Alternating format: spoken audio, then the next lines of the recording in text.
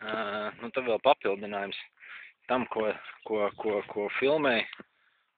Tiem, kas saprot no mašīnu būs pasties geometriju, tā varbūt tik baigi nevar redzēt, bet riktīgi šķībi un rekurprēns palūza.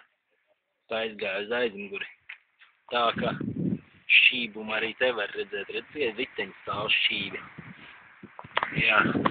Un tikko bija piedzīvojums, mēs ar Amēliju apdzinām vienu gājēju. Viņš gāja pa priekšā labu gabalu un solis laikam Amēlijai tik ātrs, kad gājējs pagājām garām, tad šis nāca no aizmugurs un sāk jautāt, uz kurien, ko mēs darām vispār. Un saka, mēs braucam savu darbietu uz dzīvo sapņu parku. Un šis vienkārši ieņēma, iedeva un saziedoja mums apmēram 2,40, 2,40 eiro. Vispār mēs neprasījām neko, vienkārši cilvēks iedeva, nodeva laimīgi ceļu un tāds dikti priecīgs bija, kad vispār sastaps mūs uz vietas.